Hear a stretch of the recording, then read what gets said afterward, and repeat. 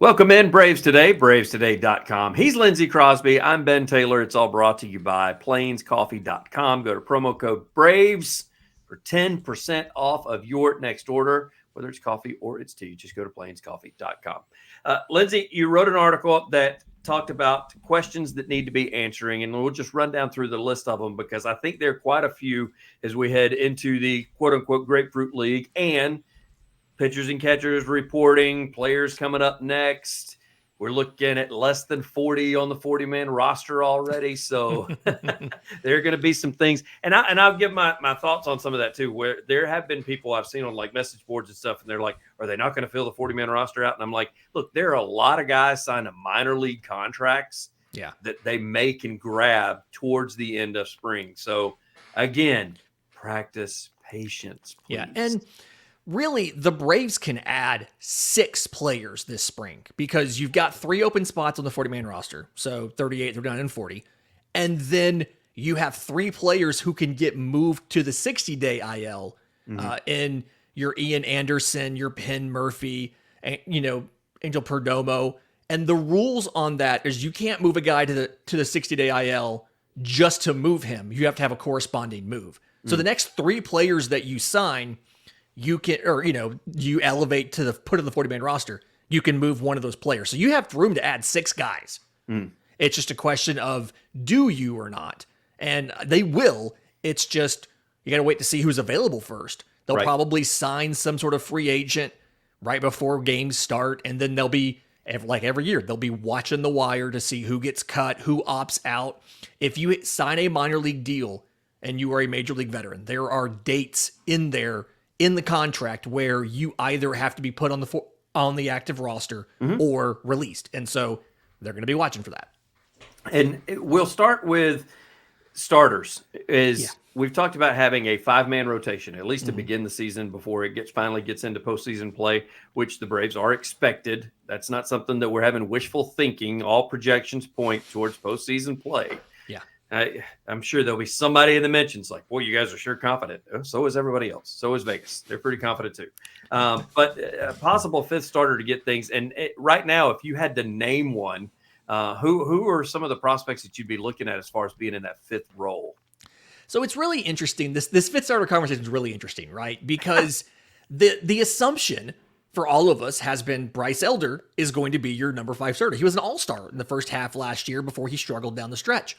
And a lot of stuff came out on Tuesday night, the night before everybody reported that Ronaldo Lopez is in fact still an option for the rotation. And I think a lot of this comes from, as you can see, those of you who are watching on YouTube, I'm not at spring training. We're not going to spring training until the end of next week. Okay. So I am not there right now. But all of the, the most prominent members of the beat, Mark Bowman of MLB.com, David O'Brien, Justin Toscano, they're all there. And typically, the credentialed members of the beat that travel with the team get a chance to talk off the record with some Braves, with some team officials around the time for everything. And the fact that all of those stories from all 3 guys came out the same day tells me that the team wants it to be known that Ronaldo Lopez is still in the rotation or has a chance, is competing for a rotation spot.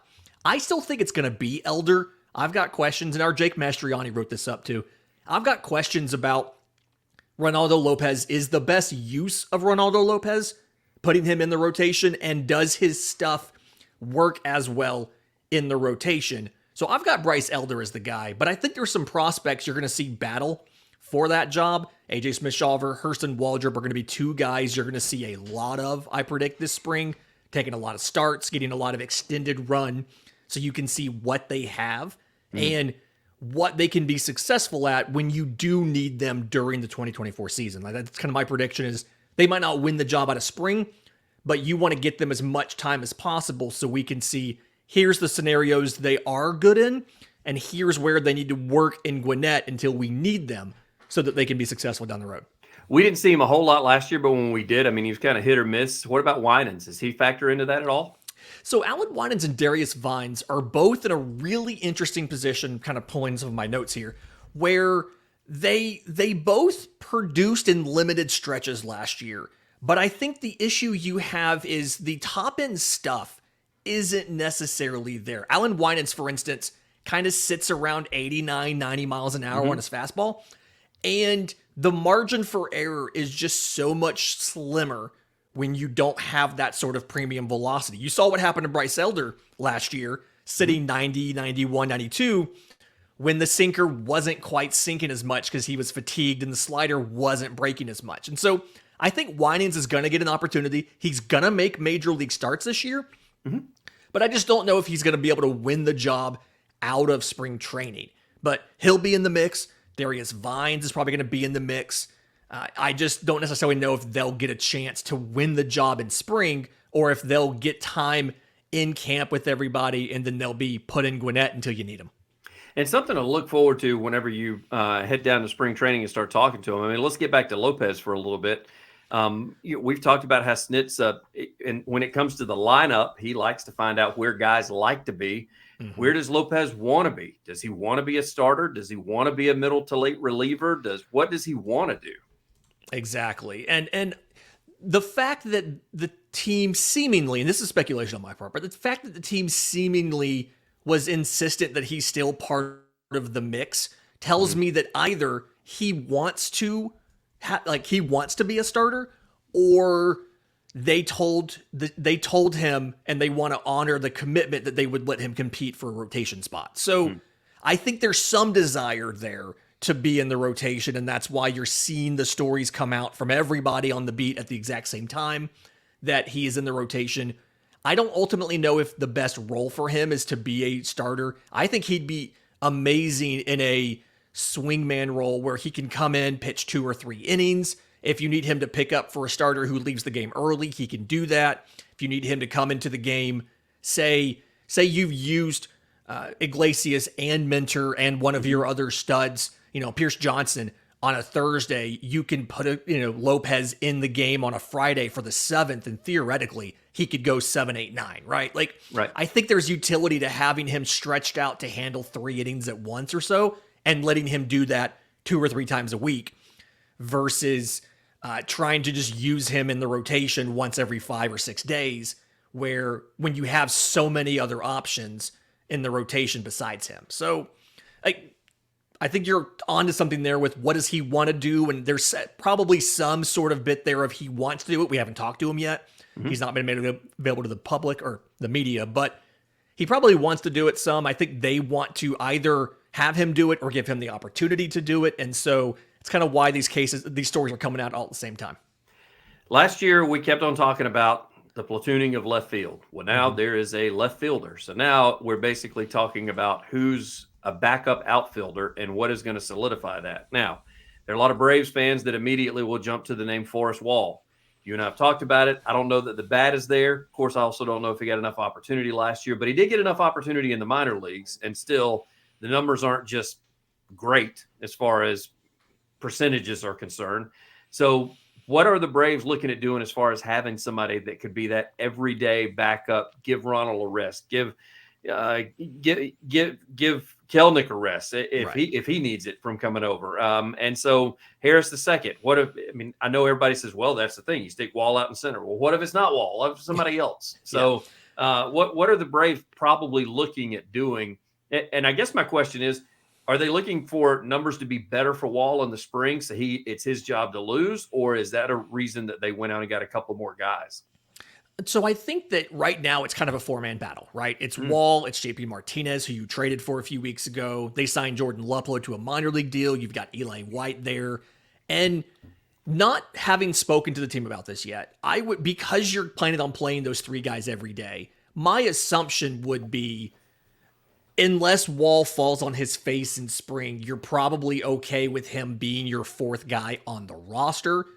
You could use him late in games to pinch run for different people, whether it was Ozuna, somebody else. And if you need him to come in and finish up a game, you're not too necessarily worried. But like you touched on, he doesn't have he has 13 total plate appearances in MLB. And so if you lose somebody for a significant period of time, it feels like that's the scenario where you need to go. You have to find somebody who you think can start on a daily basis if somebody's out injured. And Honestly, I kind of think it's going to end up being somebody that'll get claimed in the spring, right? It'll be somebody who will be waived from another team, or they'll be released because they're not going to make the major league roster, and Atlanta's going to go and pick that guy up. Like, Atlanta had Kevin Pillar. He made the team out of spring training, but Atlanta also carried other outfielders early last year, too. They had Eli White. They had Luplow, who ended up getting waived for a contractual thing. They went through a couple different options before Forrest Wall finally came up in July. And so I don't necessarily know if you need to stick with one specific guy. If everything's going great, it doesn't really matter who it is. They're not going to play a lot. If everything's not going okay, that's where it really matters. And I just think there's going to be so many guys come available between now and opening day. Plus, you have so much room on the 40-man roster that who really knows who it's going to end up being. Well, and there's another guy on the bench, too, that is going to be DHing that could play outfield, but we just hate seeing theoretically. Theoretically, he can. Mark Bowman actually talked about him being the backup at first base now because he did a lot of stuff, the squad games, pregame practice, batting practice, things like that, playing first base. And so if you lose, let's say you lost Matt Olson in the 6th inning or something for a cramp or whatever, Marcell Ozuna might be the guy to finish the game at first base. Yeah. And it wouldn't shock me. He worked a lot last year with Wash before Wash left and working with him on those drills that Wash was famous for doing with the players. He had Ozuna out there doing, which scared me to death that was happening. But that's neither here nor there.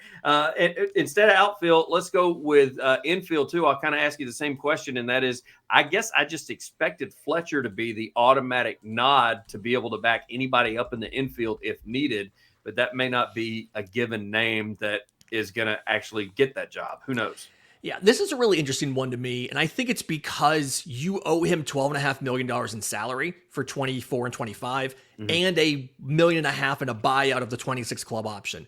And so, in a perfect world, he's your backup, and you just commit to paying $14 million for the next 2 years. But I think, given how close the Braves are to that third luxury tax limit and how the draft pick penalties that come along with that, you do have an incentive here to let him play a lot in spring. And if he doesn't make the roster, let him play in Gwinnett every single day to show that he is healthy, to show that he is effective, so that if a team needs a shortstop, you can move him and all of that money he's owed. If he was owed $1 million, I would say without a doubt he's your backup at shortstop on opening day. But because there's $14 million involved, it feels like they would not mind dumping that money onto any other team who would take him. And so that's the reason I kind of put it in the article without directly saying that, but saying, if you could get somebody to take him, that would be great because you have guys who could play short. Andrew Velasquez can play short. Lurie Garcia can play short. In worst case, you could go out and make a trade like the Dodgers did last year where they got Miguel Rojas and just stashed him on the bench all year. You could do something like that for less than the $14 million David Fletcher is owed. So he's probably the backup at short, but there's a small part of me that thinks showcase him however you can and see if you can get literally anything, cash considerations for David Fletcher just to get rid of the money. Big shout out to Plains Coffee. Go to plainscoffee.com, promo code Braves. Get your 10% off. Get your flavored coffee straight to your doorstep. Don't roast the beans until you send the order in. Order is roasted and shipped that same day. Goes straight to your doorstep. You can get flavors like pecan pie. You can get cinnamon hazelnut, Cinnabon caramel, pumpkin spice, mocha, chocolate hazelnut, or you can just do the regular old coffee like we like, just the straight old black coffee that Lindsay and I drink from time to time. So go to plainscoffee.com. If you don't like coffee, they do have tea, but just make sure in order to save, you put Braves as your promo code and get your 10% off. Lindsay, we mentioned Lopez. We mentioned fifth starter. We talked about Elder a little bit. However, some names that really are kind of sticking out and people are talking about, Hackenberg, Waldrop. People are like, we could possibly see those guys this year before next season rolls around, and we could see them in a role where they could possibly be effective. Yeah. So Hurston, Baseball America was talking about prospects to watch, and they singled out both of these guys as guys that could move rather quickly. And Waldrop, we've already talked about this a little bit, but he led all drafted pitchers last year in innings pitched and strikeouts after the draft, right? Made it all the way to AAA. His final start was at AAA, and he's a non-roster invitee to spring training. There's quotes out there right now from him talking to the media this morning. And it's something where he's got good velocity on his fastball, and he has an amazing splitter. It was one of the better secondary pitches in the entire draft last year. And so because of those things, you have the potential for him to adjust to Major League Baseball really early. He's probably the guy I'm going to be watching the most in spring training to see how he does, what his control looks like, how many guys is he walking in spring, because it is entirely realistic based on the fact that that splitter is so good and he can get so many strikeouts, and that he threw 130 plus innings combined between college and the pros last year, that if you had to use a prospect in the rotation for 3 months, Hurston Waldrop could realistically be that guy.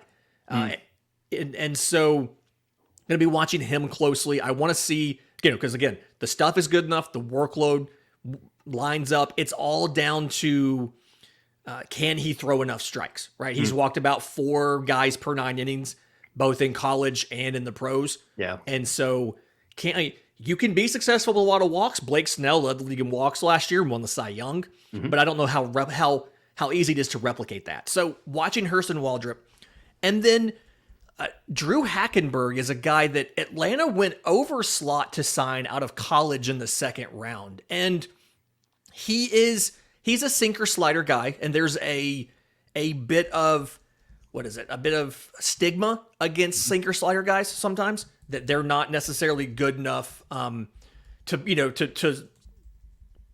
pitch an MLB long term, but he might be the best potential version of a sinker slider guy. Really, really unique movement on the sinker.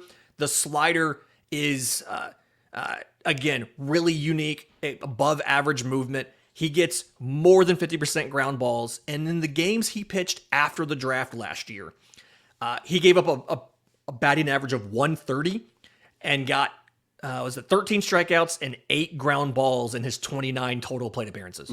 I mean, just absolutely dominant kind of stuff. Now, he had a little bit of a walk issue when he got to Mississippi to AA, because it's a different baseball there. It's his first time using it. Yep. But a guy that made it to AA, was dominating the lower minors. He could absolutely start off this year in AA and be on the verge of debuting in MLB by the back half of the schedule if everything goes right. Not saying it's going to, but it's just the polish is there, the stuff is there, and the track record of being very good at doing what you're doing, which is getting ground balls, not giving up hard contact. I think he gave up 1 extra base hit out of his 29 plate appearances. It was a double, no home runs. And so he's potentially the best version of that sinker slider guy. And Atlanta's going to need rotation options in 25. And so they are incentivized to get as many of these prospects an opportunity to hang at the major league level and see what they can do. You may see him do like Strider did in 21, where he debuts the very end of the season. He gets a couple innings in the bigs so that he can see that he can do it and then prepare to be a major league option in 25. I do wonder if somebody like Hackenberg, if they would consider keeping him as a starter or being a sinker slider guy, if they used him in some sort of relief mode, just because I see what people say about if you're not a fastball guy, because what did we talk about a couple of pods ago? Strider has been told numerous times, when in doubt, send it waist up. They can't catch up to it because you throw 98 and they just can't touch it. Whereas a guy like him, sinker slider guy, he doesn't have that pitch. He doesn't have that 98 mile per hour riser that is going to, get guys chasing. So, however, the thing that really turns me on about it is just what you said, 1 extra base hit, and more than likely sinker slider guy, probably a flare or something that got in the gap and some guy was able to get a double out of it. There's a lot of rough defense in the minors sometimes. And, it feels like his ceiling is a better version of Bryce Elder. Okay. And the first half, Bryce Elder's probably not a 2 ERA pitcher over a full season. Like we saw that last year. Right. But if you're a guy who can consistently keep the ball on the ground in this ballpark with this defense behind you, there's a possibility of you pitching at a significantly higher level than many would expect pretty soon in your career, because you're if you're the best version of a sinker slider guy. Again, so an MLB sinker usually moves like 10 inches horizontally, right? Hackenberg was like 1.5 feet, like 18 inches. Okay. And so like yes, it's a sinker, but it's a really, really good sinker.